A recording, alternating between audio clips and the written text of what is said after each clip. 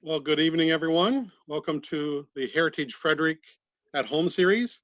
My name is Sean Butcher, and I'm a member of the board of directors of Heritage Frederick. I also happen to chair the collections committee for the organization.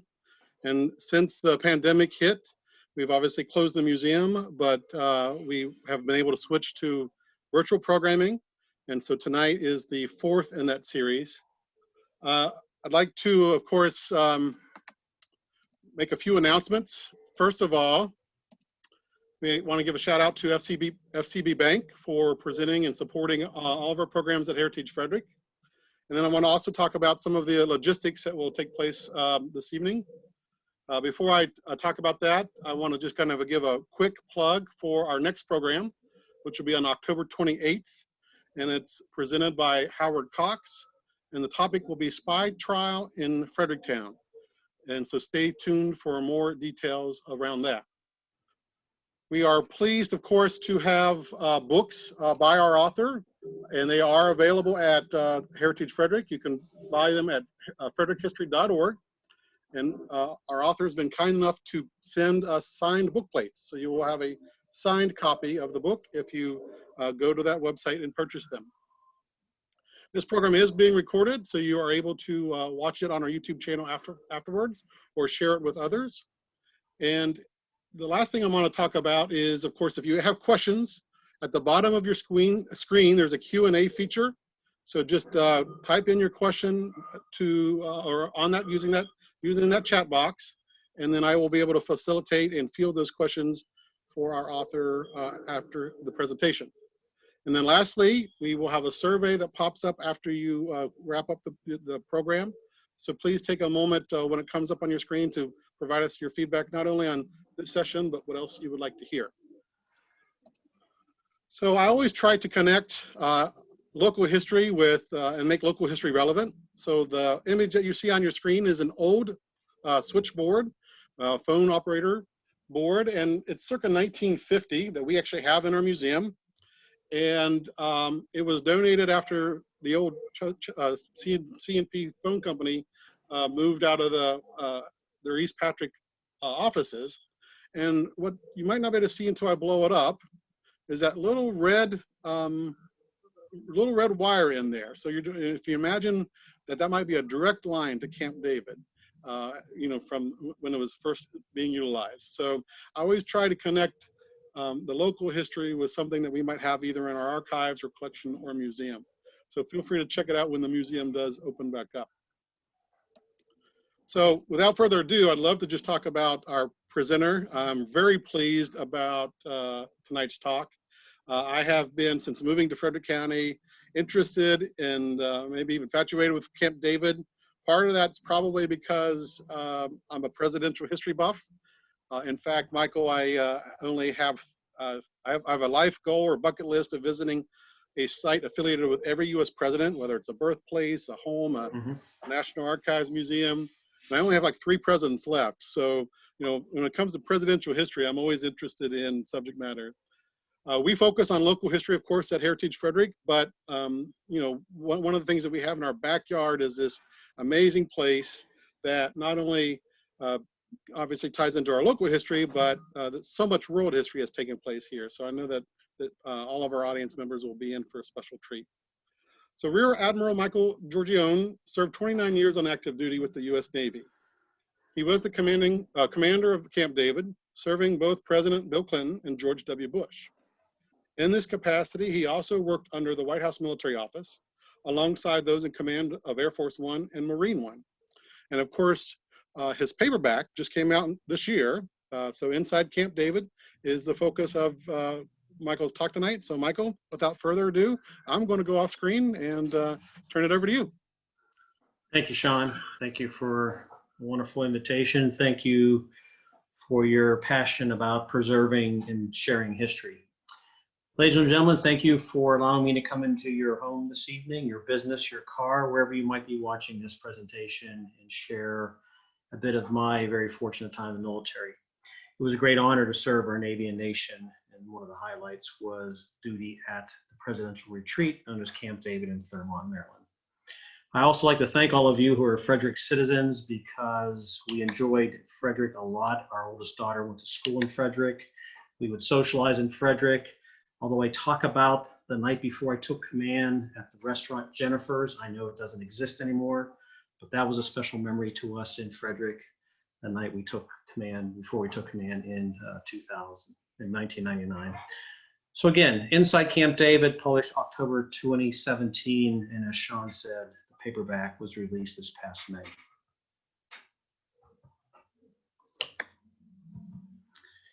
In the military, we have something called the change of command. The change of command, I know there are probably many veterans on the line or families of veterans, is when an officer comes in and takes over and assumes the responsibility that we call command. One of the most privileged and fortunate things you get to do in a naval career. And this is the day of my change of command, June 29th, 1999. My wife, Michelle, and our two daughters, Brianna and Ryan, 7 and 4. In a moment that I would have never thought of, my wife handed me this blank journal, the date of the change of command, with this inscription from the two girls, Brianna and Ryan. Dear Daddy, we want you to write stories about Camp David in the President's Journal. Someday our children will be able to read them. And so, although very honored, I was a bit nervous about this command, as you would suspect you would be, but I still sat down after every visit of my weekend visit, and I would take notes and transcribe what happened that weekend. And I kept that journal, and I've really never opened it for 17 years. It was always in my roll top desk until I got interested in maybe sharing this history, had become to know most of the other commanding officers before and after me. And there was a time in our country when this was encouraged, and I found the ability to write the book. And so with that, I broke the journal out and was quite impressed, I'll be honest, with the details that I had kept. And with that, I went down the path of finding an agent, a book company, a co-writer, and that resulted in this book that I'm going to talk a bit about tonight with all of you. So 3 parts. Let me start with the history. We are looking down into Camp David, winter scene, of course, and what you see in the foreground is Aspen, the presidential lodge. As I'm speaking to you now, you see another snow-covered cabin behind me. That is Cedar. That's the house that we lived in, my family, and every commanding officer has lived in when they have lived at Camp David as the CO or commanding officer. The history, and why is it a Navy command? It is a Navy command, administratively funded and managed by the Navy, and it comes from the history of the presidential yachts. We go back to 1942, President Roosevelt on the left, the floating White House that was dubbed the USS Potomac, which is on the right, and now a floating museum in Oakland, California. He loved going out on the yacht to get out of the White House, to think, to recreate.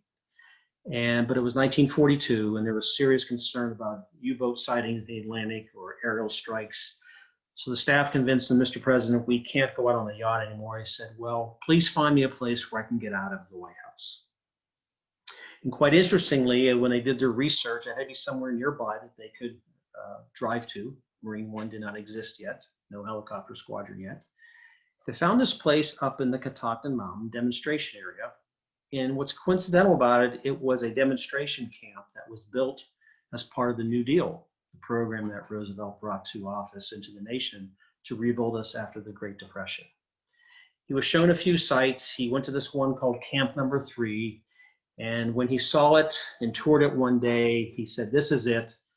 I have found my Shangri-La. And that, my friends, is the original name of Camp David. Look for that on a future Jeopardy show because it's been on it before. Great question. What was Camp David's original name? It was Shangri-La. Roosevelt was known to have quite a humorous, whimsical, subtle humor to himself. And I think he named it Shangri-La. He did name it Shangri-La because of the novel Lost Horizon. And Shangri-La in the book described a mysterious place in the Himalayas of mystery and intrigue. He also used the phrase when he was addressing where the Doolittle raid on Tokyo came from. He said the planes were launched from Shangri-La. So that's the name for two presidencies, Shangri-La.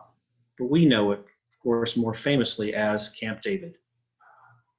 President Eisenhower, when he came to the office, was the first of 2 presidents who thought of closing the camp, felt he didn't need it. He had his farm up in Gettysburg, just north of on US 15, as you know. Was convinced to keep it, but he didn't like the name, thought it was a bit pretentious, and so he renamed it Camp David after his grandson, David Eisenhower, who is pictured here in the photo. And that is where the name comes from, as you probably know as well, Camp David. The reason why the Navy has it is because when President Roosevelt came off of the yacht, who manned the yacht, piloted the yacht, were Navy sailors. So having this ready workforce, he took them with himself to this place called Shangri-La, and that's who maintained and took care of the camp.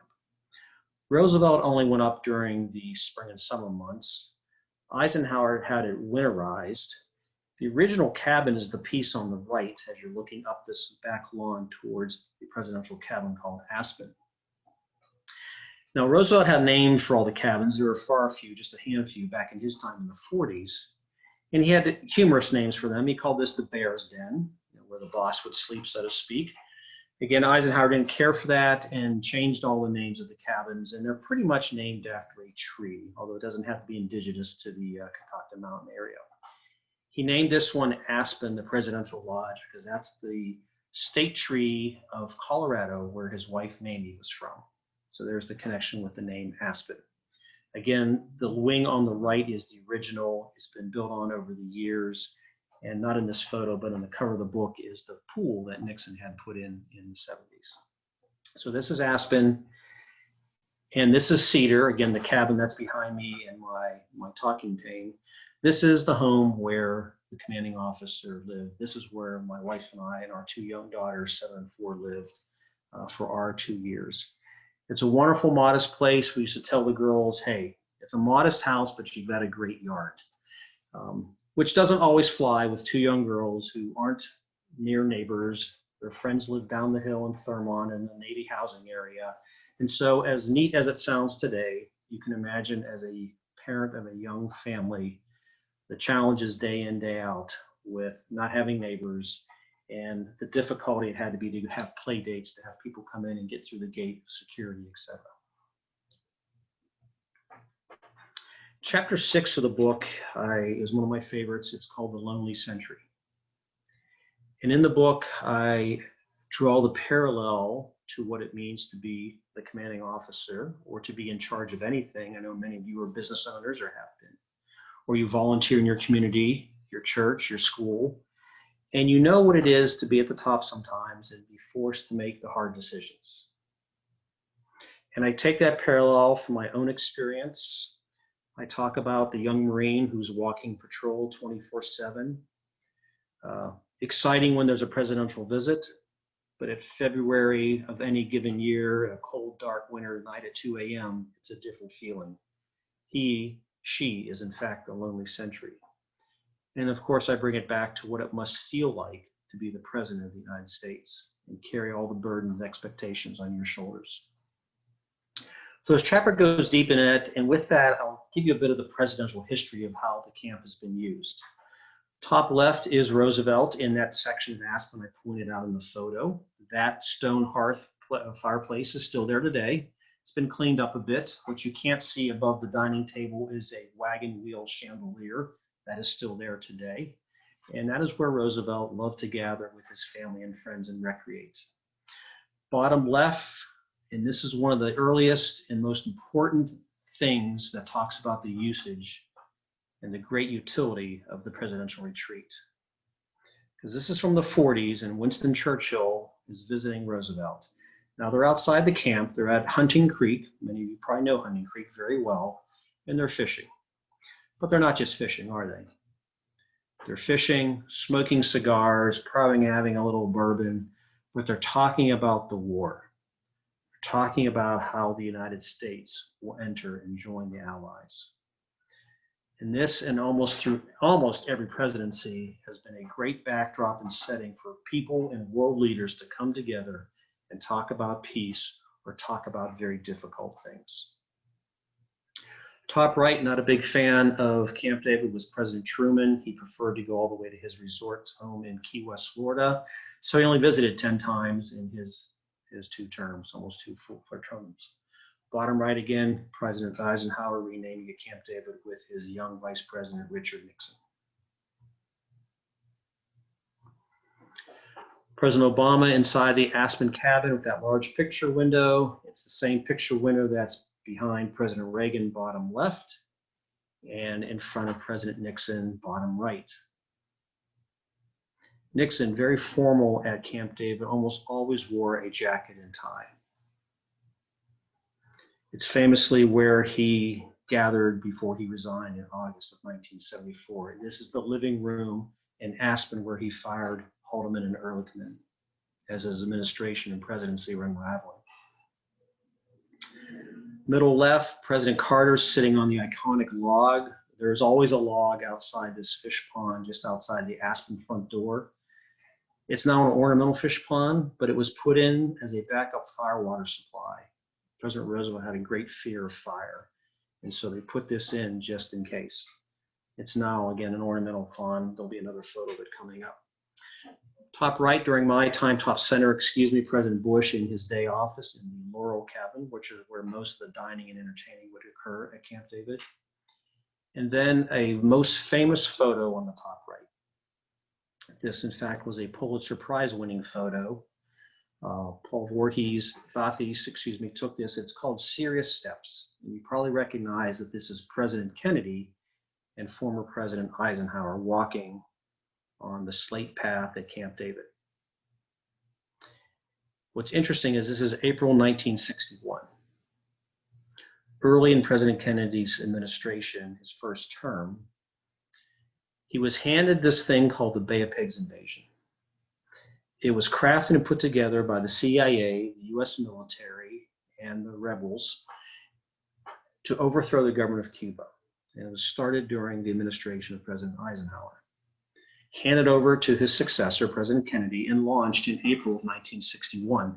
It did not go well. That's why it's called the Bay of Pigs fiasco. Many interesting things about the story. One in particular is that here you have the young, new Democrat, worried, humbled by this disaster, reach across the political aisle, ask his predecessor, the retired five-star general, older Republican president, come to Camp David, his retreat, if you will, and offer advice on what to do, how to fix this. Quite an act of humility and a bit of desperation, probably, to save his presidency. But what a great thing to see in our two presidents come together and share thoughts and advice.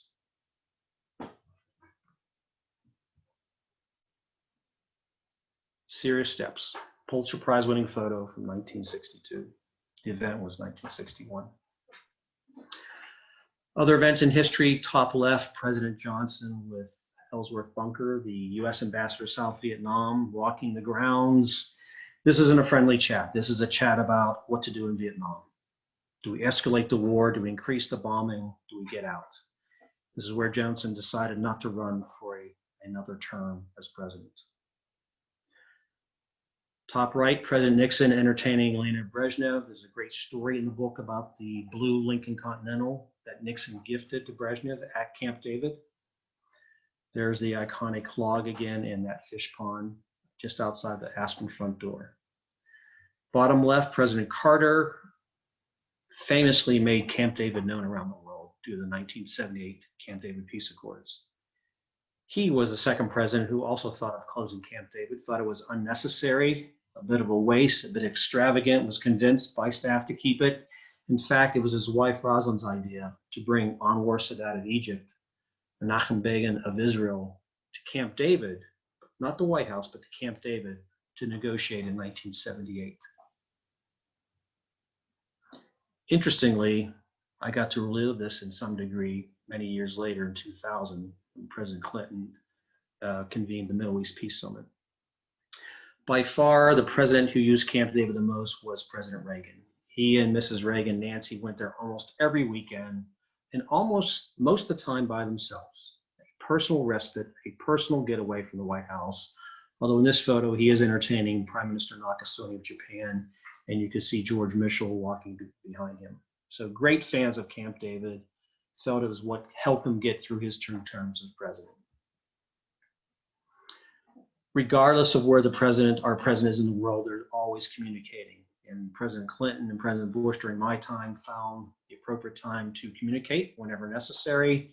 President Reagan made many of his Saturday radio addresses to the nation from the back porch of Laurel, with Nancy always by his side.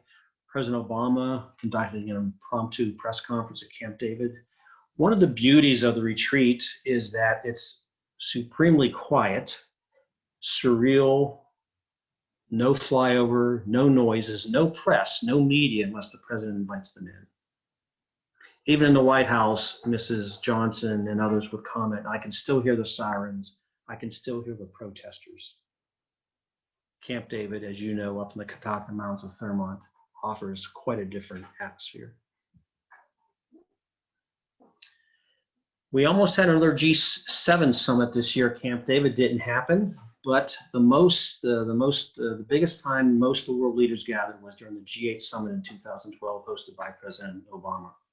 It was due to be in Chicago, but this is years of Occupy Wall Street and demonstrations in major cities, including where there's a Federal Reserve Bank. So on pretty short notice, they moved the summit, these world leaders, plus 2 EU reps in this photo, to Camp David. And the CEO at the time, Wendy Halsey, has some wonderful stories about hosting this overnight sleepover of all these world leaders. Bottom left, President Bush at Camp David a few days after 9/11. As we know now, unclassified, this is where President Cheney rushed off to when he was evacuated from the White House. Vice President Cheney, President Bush, Colin Powell, Rumsfeld, Wolfowitz gathering in the Laurel conference room to discuss how America and the world will react to the 9/11 attacks. And bottom right, similar to Truman, President Trump has maybe gone to Camp David just a handful of times, maybe 12, although he has been the one who's brought his cabinet there most often, as you can probably pick out in some of these photos of these cabinet members. He has not yet, though, brought any world leaders to Camp David. Strictly use it for domestic cabinet meetings or personal use. Not only is it a great place to do business and to sit down with other world leaders, but it's a place to recreate, as the photos of the Ford family enjoying Camp David here, walking the paths or enjoying a bobsled run through the fields and paths with Camp David retreat. I learned watching and learning from history that despite being a world leader, you still find ways to connect with each other. It is all about building relationships. And the photo in the bottom left where you see Gorbachev and Bush laughing, it's all about this horseshoe. President Bush was showing Mikhail Gorbachev around the camp, and they went by a horseshoe pit, which the Bush family loved recreating and competing. They loved horseshoes. Gorbachev didn't know what horseshoes were, or he had never thrown one, so President Bush showed him how to do it. He did it, and on his first toss, he threw a ringer. Camp David is manned by sailors and Marines principally. 60% of the sailor crew are Navy Seabees, my community that I've come from. So a Seabee grabbed the horseshoe, went back to the builder's shop, routed out that plaque, made the brass plate, and gave it to President Bush to present to Mikhail Gorbachev that night at dinner. It's these little personal things that you and I do with each other in our neighborhood, but it happens even at this level. It's still a way to build a relationship. Bottom right, this is during my time. This is an inside photo of Evergreen Chapel at Camp David. In the first pew, called Pew 1, you see Mrs. Chelsea Clinton. In the adult choir, those are our service members or our spouses singing, but you see President Clinton, who loved to sing with the choir, in the background as well. And to Frederick's history, that is Wayne Wold, who was a doctor and chair of music at Hood College in Frederick, Maryland. So he ran our music programs for 17 years at Camp David, and was fortunate that much of that time overlapped my time there as well.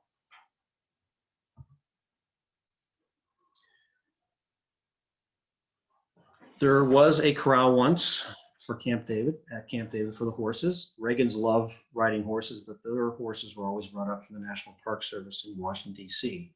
That is, in fact, Macaroni, the pony, top left, with the Kennedy family. Chuck Howell, who was 95, lives in Coronado, California, where I'm speaking from tonight, and he was the CEO at the time of the Kennedy administration. And he talks with great passion and emotion what it felt like to become friends, associates of the Kennedy family, and to one day never see them again. And he tells a humorous story about what we realize in serving at the camp and the fact that your cabin is just around the corner from Aspen. You sometimes see the president. You may get to know their children depending on the ages of their children and yours. And you find these simple, poignant moments. But you also learn that we may be in the world, but we're not of the world. And that's an important lesson for all our military members at camp. We are in the world, meaning physically in the presence, but we're not of the world. And you have to mind your decorum and understand that. But kids don't know that generally. And the two Kennedy children, especially John, became a good little buddy of Chuck Howell's older son, Hank. Chuck and Joanne had 4 children when they lived in Cedar. And one day there was a knock on the door. Mrs. Howell, Joanne, was in the shower, irritated no one was answering the door, yelled at the kids to answer the door and knock again. No answer, so she turned her shower off, threw on a bath towel, went out to the front door of Cedar, opened the screen door, and was greeted by Mrs. Kennedy. "Oh, Mrs. Kennedy, how are you today?" "I'm sorry, Joanne. Would you mind if your children came out and played with Caroline and John?" It's those little moments that touch your heart, touch your mind, and you realize for that fleeting time, you're in the world, but remember you're not of the world. I mentioned President Bush loved recreating. Upper right, that's Chrissy Everett, tennis fame, hitting the ball in the Magnolia Courts with the president. Bottom left, the one holiday the Clintons always went to Camp David for was Thanksgiving. So twice I got to see host, quote unquote, the Clinton family, the extended family come together, Clintons and Rodhams, with their friends and family and celebrate like most of us are celebrating Thanksgiving weekend. Maybe we go golfing, maybe we go for a walk, we have a great dinner, we take a nap, we watch football, just like you and I. President Obama used camp a bit differently. He brought the G8 there, of course, as I showed you earlier. Didn't go there a lot, maybe 40 times in his 2 terms, but tended to bring family and friends. And Mrs. Obama was known for bringing her friends there for spa day and workout days. Again, it's to the utility of how the president wants to use it. It's always ready to receive. And last, a few stories about my time, 1999 to 2001. My family on the day I was leaving Camp David in August of 2001, pictures of Cedar again, and inside my office. Behind me on that wall is a picture of President Bush and Tony Blair. I'll tell a story about that shortly. One of the other things, in addition to the adage, in the world but not of the world, I learned at Camp David, which helped me a lot in my remaining Navy career, was this concept of being perfect but natural. I don't believe in perfectionism. I know it doesn't exist, but most of us do aspire to high standards, consistent values, and morals.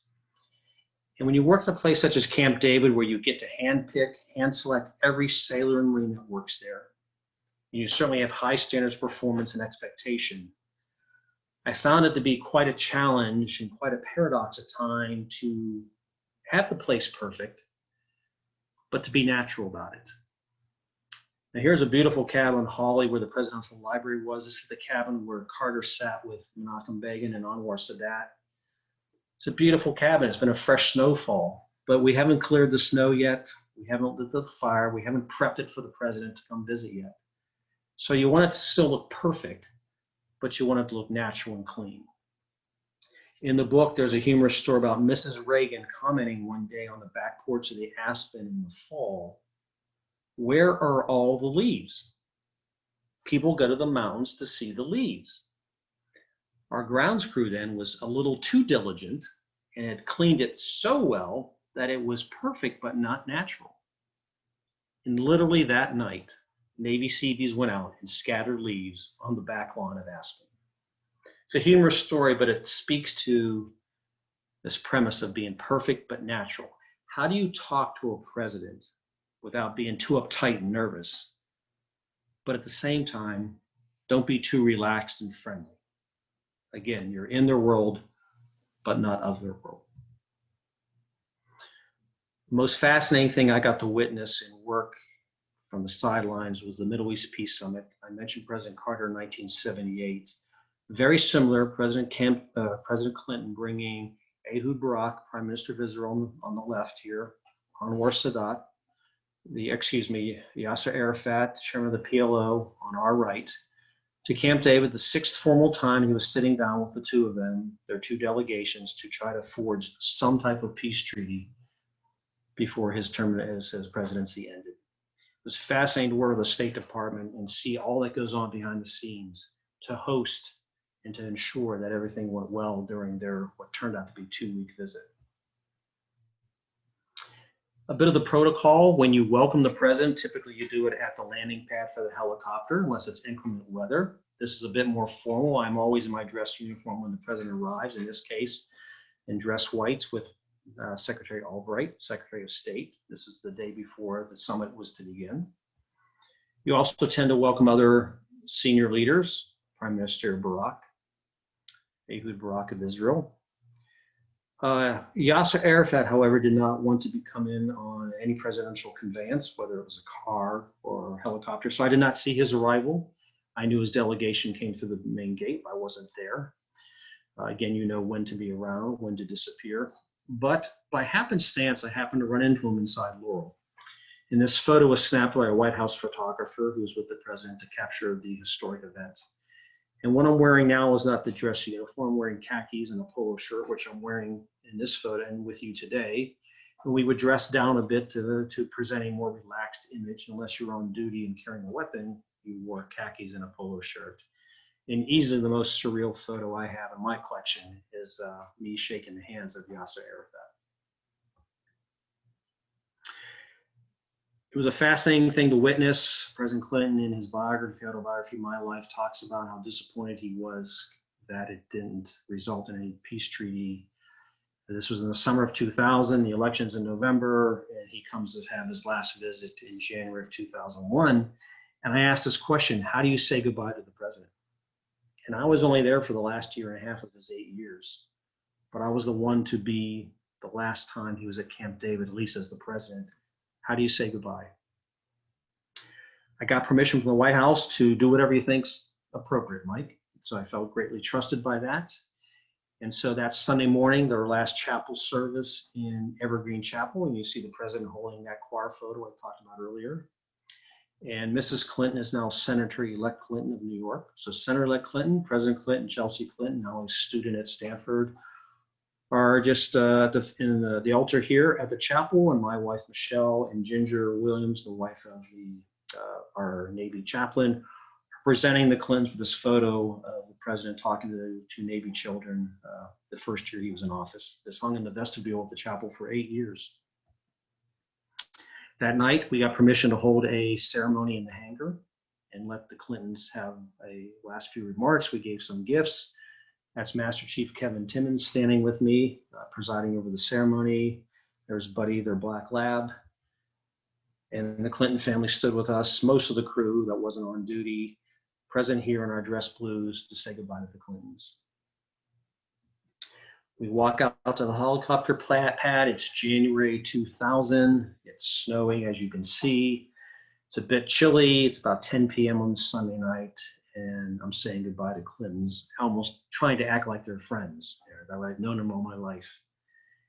And President Clinton here is saying to me, "Hey, Mike, if you ever need anything, give me a call." He didn't give me his number. I didn't expect I would ever call him, but it was a nice, typical gesture that two humans would share. We shook hands. I saluted as they walked down to board Marine One. And behind them was Chelsea. And Chelsea reached into her golf cart and she turned to me and she handed me two things. She said, "Commander, these two stuffed animals have been in my room at Aspen for 8 years. I'd like you to give them to you to give to your two daughters."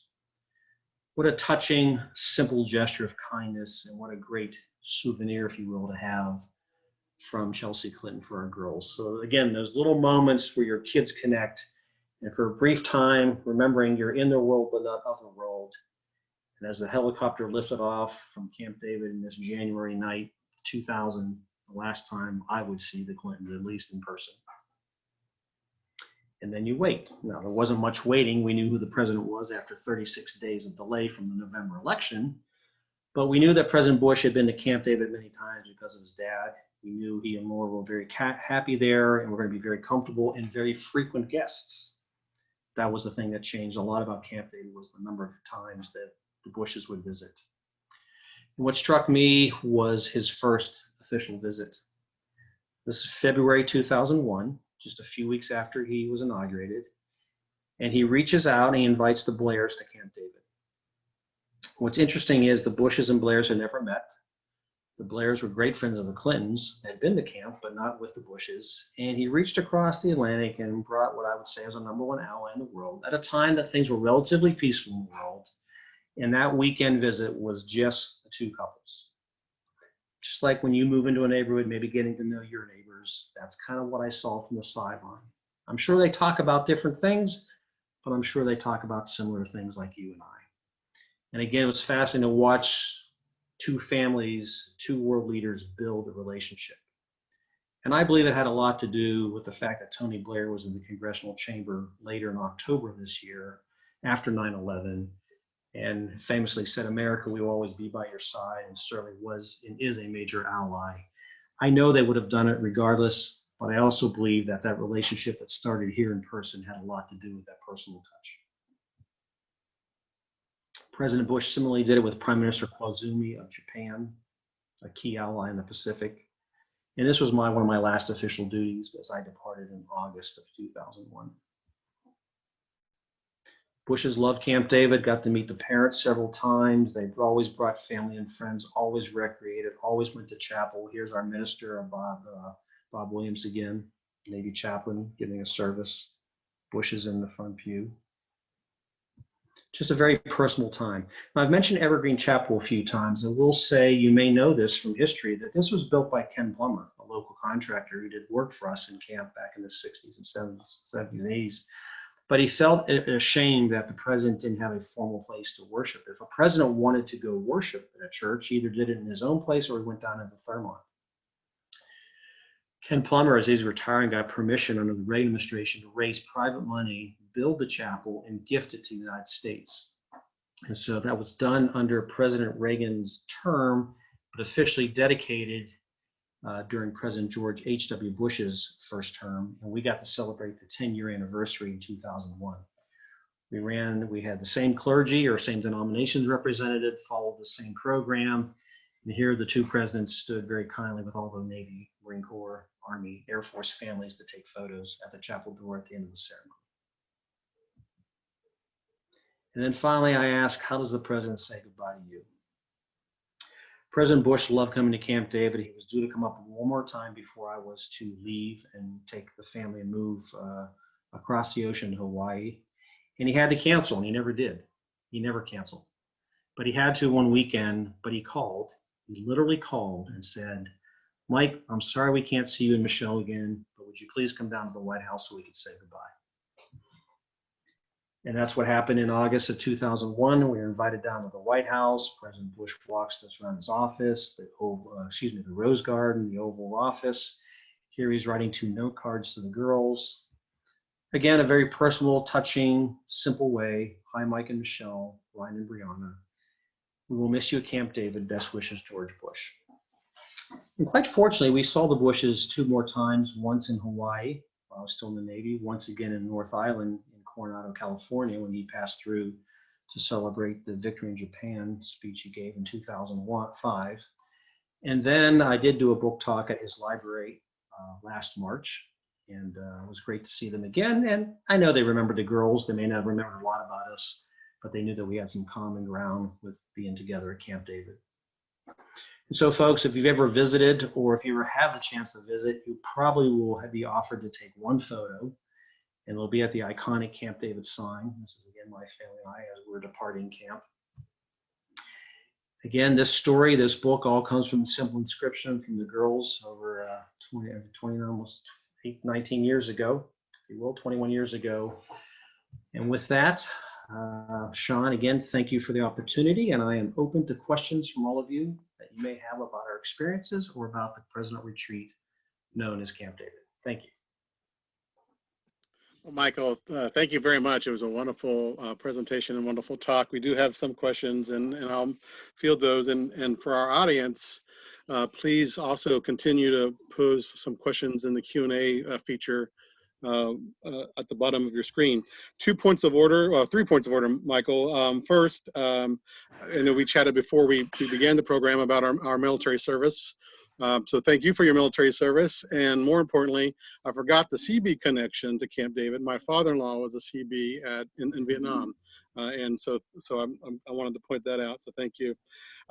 Sandy pointed out that Jennifer still has a restaurant. It's called Magoo's. I see that. I'm reading the chat. Thank you, Sandy, for pointing that out. Good to hear that. And then also Wayne Wald is with us. So thank you for the shout out to Wayne. He's actually. Hey, Wayne, good to see you. We saw Wayne in San Diego a few years ago. Hello, Wayne. So I definitely want to point that out. So one of the questions that came in before the presentation is Becky asked, who originally owned the mountain property that we now know as Camp David? It is in the national park, so I know the land is ceded to the administration. Before it was turned into the Catoctin Mountain Park, it was called the Catoctin Recreational Demonstration Area, which was built by the Civilian Conservation Corps, again, part of the New Deal. Sean, I don't know enough to know what that ownership means. I'm going to guess it was still federal government or a park of some sort. Maybe someone else on the call knows. Thank you. Great. And then Heidi asked, how many staff members worked at Camp David, and did they all live on site? During my time, it was about 200. Again, principally Marines. The Marines were the security company that came from the 8th and I Barracks in Washington, D.C. So young, at the time, all men, 18, 19-year-olds with a few staff sergeants and 2 officers. The Navy crew, fleet sailors, and Seabees. We were the only family that lived inside the camp. Again, the house behind me in the photo. If you were a single sailor Marine, you were a barracks that you could live in. And we had some Army and Air Force that lived there as well, who were part of the White House Communications Agency, which had a detailed detachment there. Everyone else lived in their Navy housing, Foxwell Gardens, we called it then, or out in the communities of Thurmont, Frederick, or even up into southern Pennsylvania. Sandy asked, are all the pictures you shared in your book? Most of them are. They all are official photos, all from the White House. And part of the process of writing a book when you've served in the military or government is to have it vetted for security reasons. And I knew I would have to go through that process, but there was no issue. The stories certainly have the First Amendment rights, but if you've read the book, you know I'm very appropriate. I think I'm very respectful. There's nothing salacious. There's no mud in this book. That would be very inappropriate. I interviewed 15 other commanding officers. I wanted to respect them and their families and all of our presidents. And so everything was vetted through the appropriate channels. But these are public images, public photos, and most of them are in the book. Great, thank you. Rayanne asked, how often did the Obamas visit Camp David? 39 times in 8 years. So that is, that's 4 times, 5 times a year, not very often. You take the extremes like the Reagans and the Bushes that were there 3 weekends every month. Okay. Yeah. So did you kind of a counterpoint to that? Do you have an idea of how many times the Reagans or the Bushes visited? The Reagans were almost 190 visits. So he visited the most. Wow. Okay. It's, and folks in leadership, it's a challenge when your president doesn't visit. I mean, you're always ready to receive. And so you're always on edge. You're always excited. But I had a spell of 5 months where no president visited, President Clinton. And that's tough because your crew, they get hungry. And then you start needling each other. And then you go to the extreme where if there's always a visit, the operations tempo is so extreme, you get worn out. And so I went through both of those experiences from the transition of the Clinton administration into the Bush administration. Do you think there's any possibility, this is from Wendy, Wendy Duke. Wendy asked, do you think there's any possibility that Camp David could be open for public tours like the White House is open for public tours? I doubt it. I doubt it that any president would open it up as such.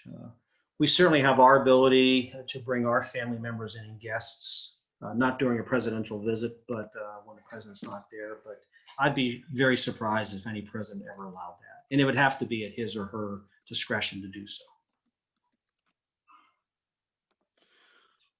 Mary asked, of the foreign dignitaries coming to visit, where did they stay? In other words, were there certain separate rooms or cabins?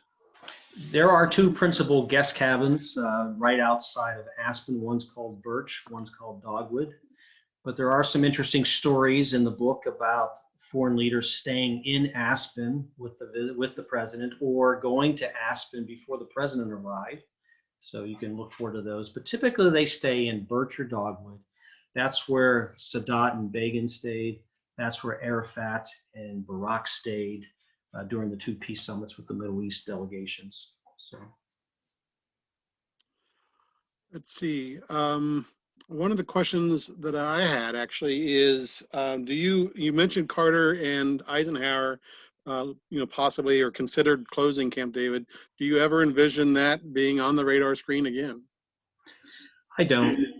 And I think there's so much history, Sean, and people at the White House who run the White House, and people in administrations, and the staffers and the various departments would understand how important Camp David is and what a utility is. So is it possible? I think the best the president could do is just not go at all, which we've seen with a few. I don't think, I'd be shocked that any president would shut it down. And Howard asked, how did foreign leaders react to being at Camp David? It was, I believe it was Khrushchev. No, it was another premier of the Soviet Union described it as the feeling of Camp David, this peace that comes over you being at this 1,800-foot elevation, and the trees and the quiet and the serene setting. And that was called the spirit of Camp David. And that's been a well-known phrase for many decades. The spirit of Camp David means come together, find common ground, take a walk, break bread, recreate, watch a movie, provide a setting where you can be human with each other, but talk about difficult, hard things. Next question is, did the presidents or families ever leave the camp into surrounding communities? President Clinton was well known he loved golfing. So he went to Maple Run. Some of you know Maple Run and some of the other golf courses, and he would fly in, especially Thanksgiving, and take off immediately.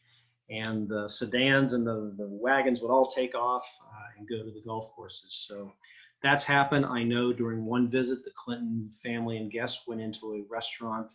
I don't know which restaurant it was, but it was a Thanksgiving Friday. They decided to go out. And as you can imagine, there's some protocols to go in to make sure the place is safe and all that. Some presidents did go to worship in Thurmont at the churches before Evergreen Chapel existed.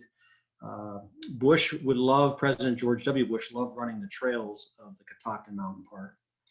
And when he was more of a runner, and then he got into cycling, he would cycle almost year round on those trails. So Secret Service and our members had to learn to keep up with the president and to know how to use those trails. So you find it for recreation and dining. A few of them have done it. And I certainly saw it during my time there with two administrations. I think that answered Ross's question. He had a similar question about the presidential visits to Thurmont as well. Yes. Richard asked, were there any security issues or scares while you were there? Not while I was there, but it's very interesting when you're hosting world delegations from other countries that you're going to have many checkpoints. As you folks know, the roads get shut down. The main road that goes through Catoctin Park, and access is controlled, but no scares during my time. No incidents, fortunately, that came up during my time. And even in the history of Camp David, I talk about one time a woman taking a car and running into the fence line, not with ill intent. I think she maybe was disturbed. That's what we believe, but no ill intent and no threats of terrorism or anything like that has ever occurred there. Boy, we've got a lot of good questions. So thank you all, audience, for those questions. Loretta asked, where did your girls go to school? So Ryan went to preschool at St. John's. So if any of you ever taught at St. John's, she did that for preschool, and that was our second year there. She did preschool. Brianna started, our older daughter, at Sibyllsville for 1 year, and then we moved her to the magnet school in Frederick.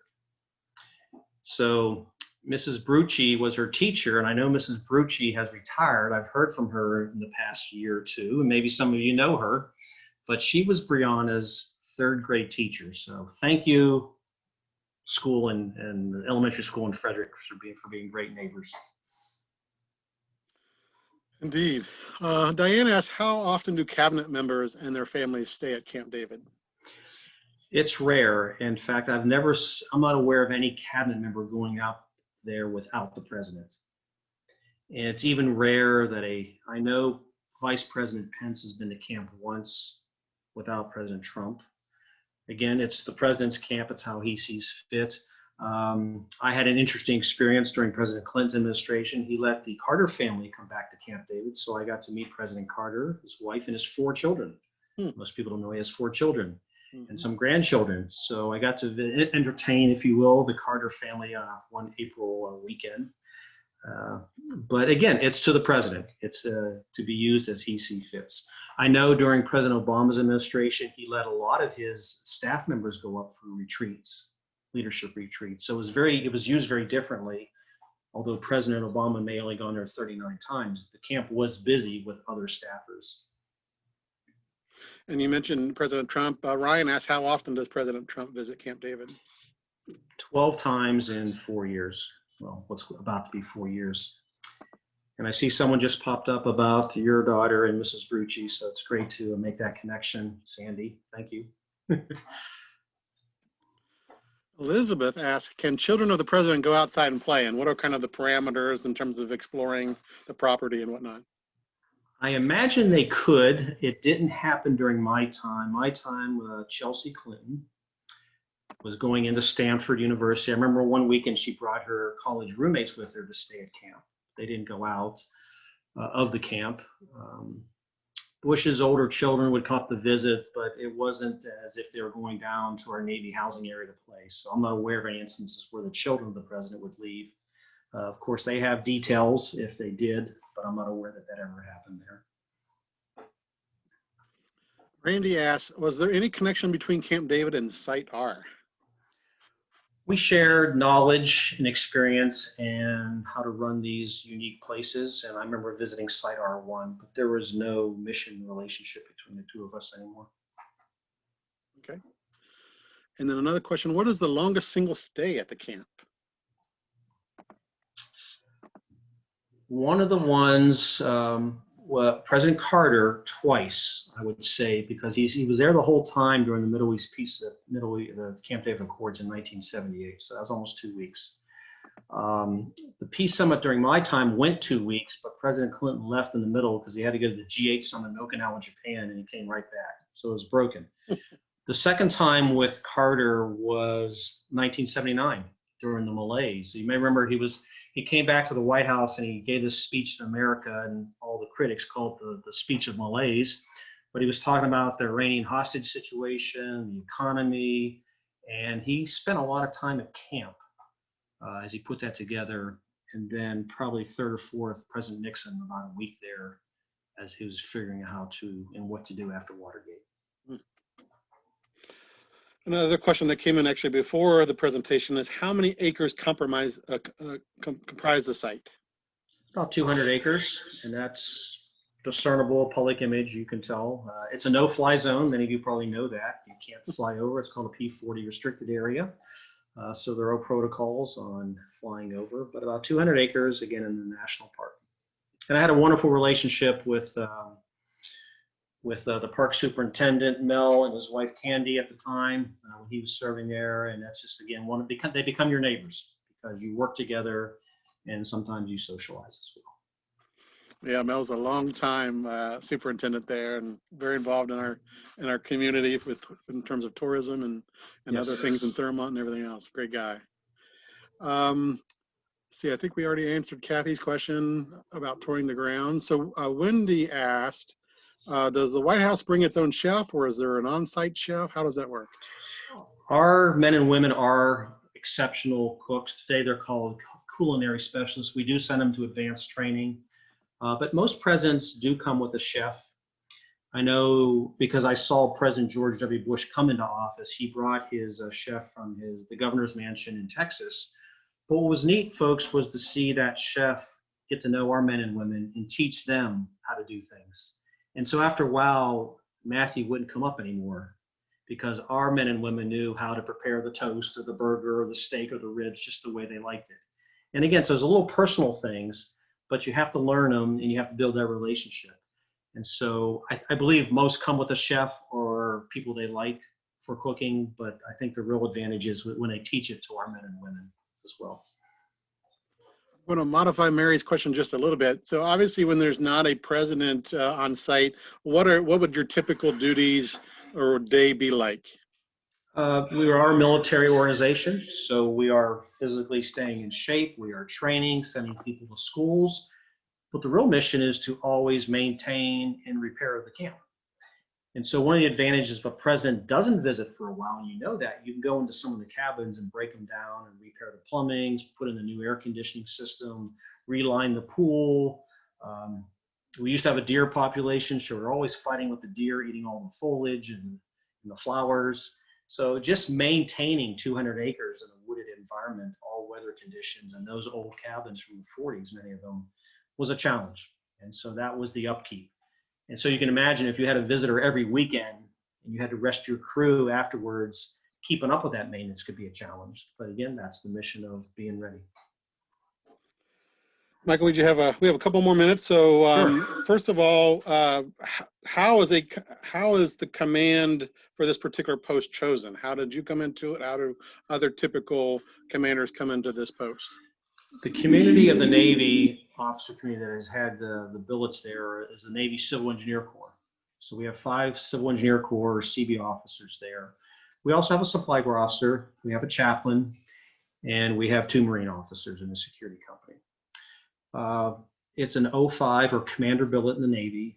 And when you're at that rank, I was stationed at Coronado, Naval Air Station, North Island. I was put in by the Navy to be considered. So they put a slate or a list of officers together. We go to the East Wing of the White House, and we're interviewed by the White House Military Office and other officials. And that's how the process is done, including up till today. So the Navy nominates a few, the White House picks them. And if you're fortunate to be picked, as I was, you get to serve in a very unique assignment. And you kind of alluded to this already a little bit, but how was Cedar as an accommodation in terms of size and modern amenities and the like? It was fine. It was a modest house. I laugh because I talk about Chuck Howell and Joanne, their 4 children. They lived in Cedar, but it was half the size it was during my time. It has been renovated since we left. It needed it, again, utilities and rot and things had to be done. So it's a very comfortable home now. I've seen it several times since we left. Very comfortable. But again, you do live in the woods and you do have critters and you do have insects and you have all those other things that you would expect. Well, with that, I think we'll wrap up. Again, I want to encourage those that are tuning in to, first of all, grab a copy of Michael's book. It's a wonderful read, and also some of the pictures, as he alluded, are in there, so there's great images. We do have a limited number of copies that are signed by Michael at frederickhistory.org, so please go to that website and grab some. And I think Sandy asked in terms of accessing a recording. We will put this presentation, Michael's presentation, on our YouTube channel and YouTube page. So we'll make sure that everyone in attendance gets that link in case you're interested in watching it again or sharing it with others. I know that Michael, I was even trying to make notes just again because of my interest in presidential history. So maybe one day, Michael, I'll get to fulfill my goal of visiting it, even if it's not open to the public. But I want to do it legally. I don't want to do it illegally. That's a good idea. That'd be very smart, Sean. Very good. Well, Michael, again, on behalf of Heritage Frederick and our audience today, thank you so much for a wonderful presentation. You're welcome. My best to all of you. Thank you for joining us this evening. Stay safe, take care of each other, and I wish you a great rest of the week. Thank you. Thank you. Take care, Sean.